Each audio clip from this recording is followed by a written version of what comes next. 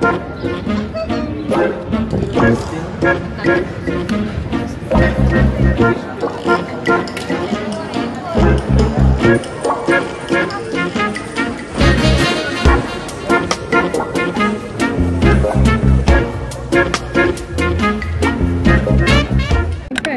here again and it's Saturday again, weekend na naman. So, off today ng husband ko and yeah, so yun nga, nag-breakfast lang kami.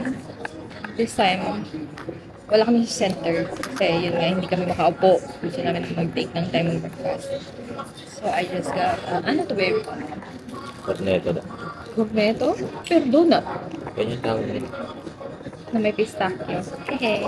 The pistachio here is kind of famous way before magkaroon ng pistachio craze sa Pilipinas. And dito, parang mas makakagalang mo yung distinct flavor ng pistachio.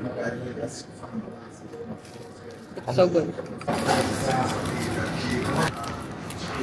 Ano sabi niya sa'yo?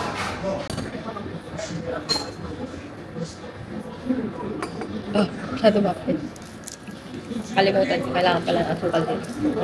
Going to Coliseo and then Pantheon. Again, kasi nga hindi kami nakapasok before. Nasa labas lang kami. So we'll try and enter Pantheon today. And I'm not sure if meron pa siyang ibang pagdadalan sa akin. But we'll try. But yun yung first two locations that we are planning to go.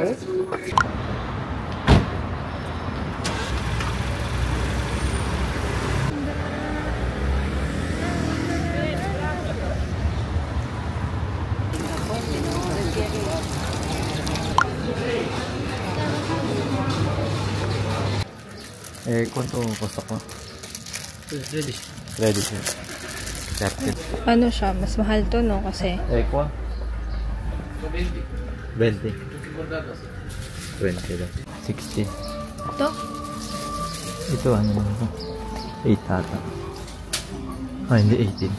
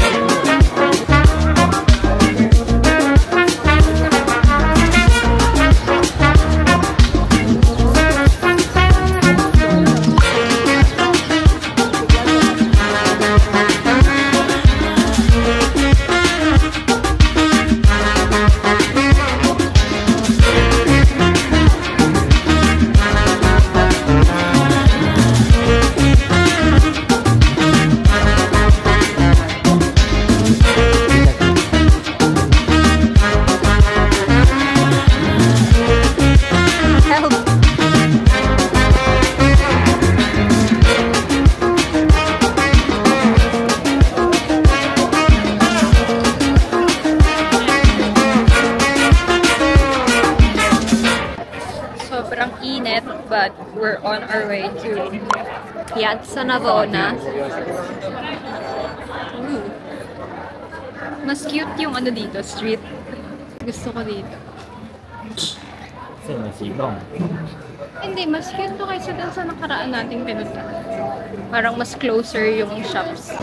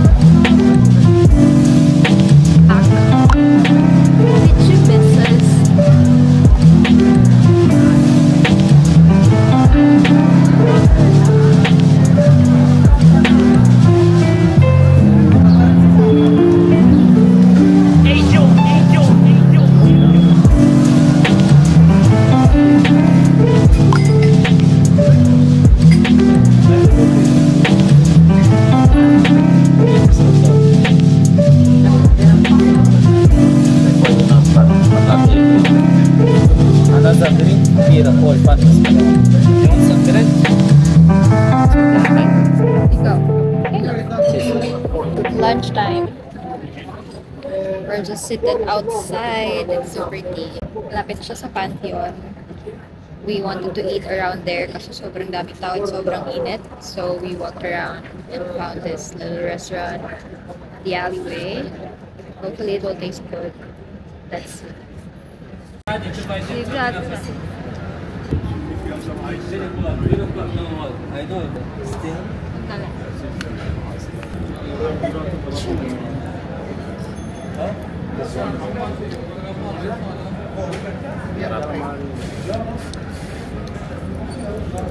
It's good. It's good.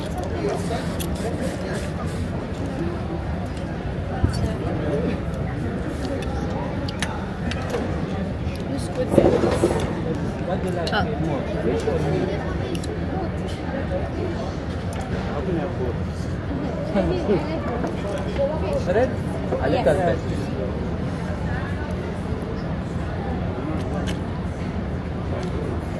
Sarap. Another drink?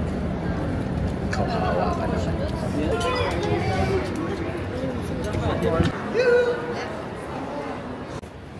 We're done. Lunch. Lunch is done. Where to next? Actually, wala na daw kami pupuntahan. Kasi next time na lang kami papasok ng Coloseo. Ay, no. Pantheon. Kasi sobrang init. Tapos sobrang haba ng pila. Siguro next time na lang. Mga plano kanina umaga, hindi siya natupad. So, pauwi na siguro kami. So, just stop by some things. Then, uwi na. That's all. Thank you for today. Bye!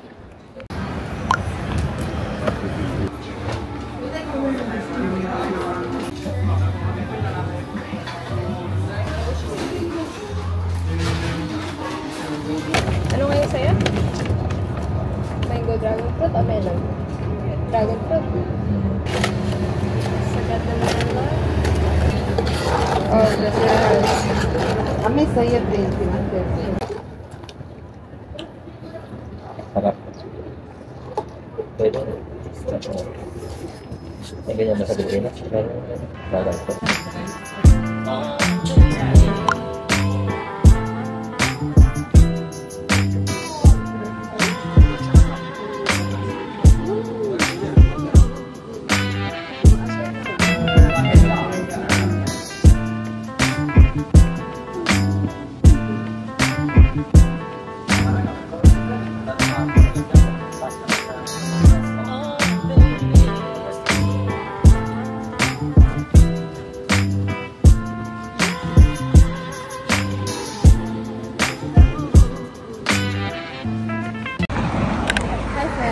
Medyo magulo ang mukha natin today. Kasi bago gising kami. But Sunday and we're on our way to nag-abang na kami ng bus. And I'll show you what I'll see.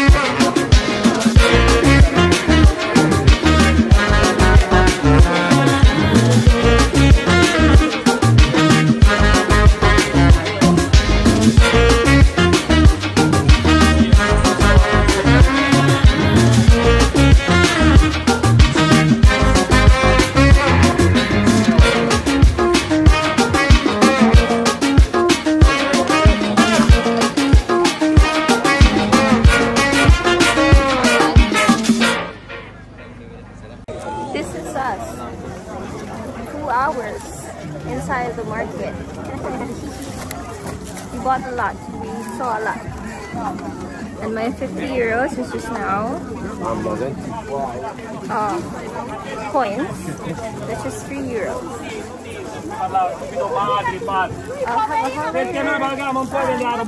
Let's do a haul. We just got back. Sobrang init na. Yeah. Yeah. We got some food. I got some scarves. Only 1 euro each. Look at this. I think it's so pretty. Hey, Mamma Mia! And this is the other scarf.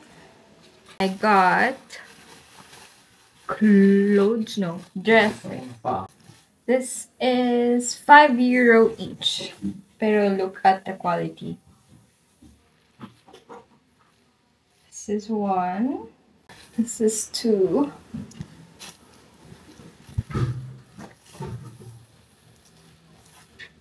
This is 3. It has some inner as well. The 4th one. Ito lang yung walang sleeve, but I guess it's so cute. 2 shoes. Medyo mahirap pala maghanap ng shoes dito pag maliit yung size mo. Kasi ako size 35 talaga ako or 5.5 sa rubber shoes. But dito yun kasi ang pinakamalaki sa bata. Pag adult, ang pinakamalaki is size 36. So, usually ang nahahanap ko is size 36. So, this is 1. Wait.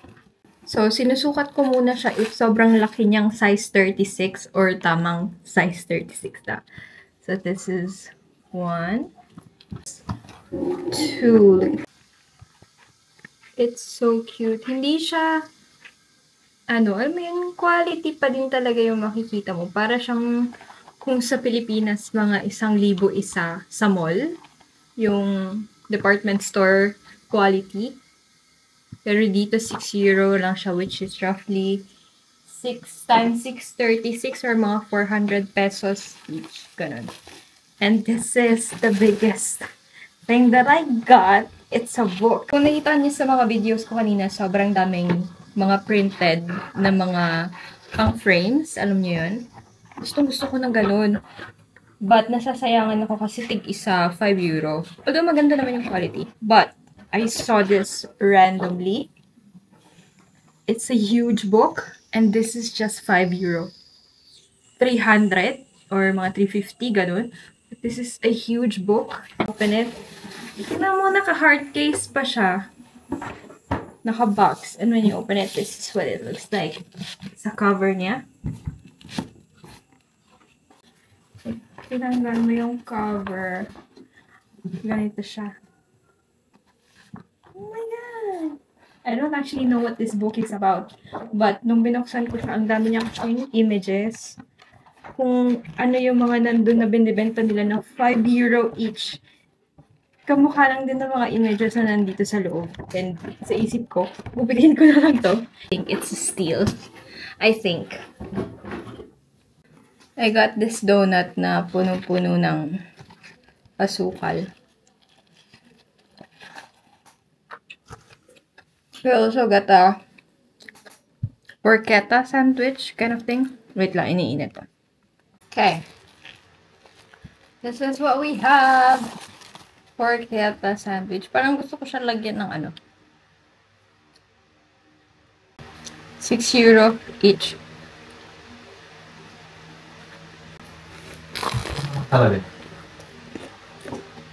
That's all for this week. See you again next week. Bye.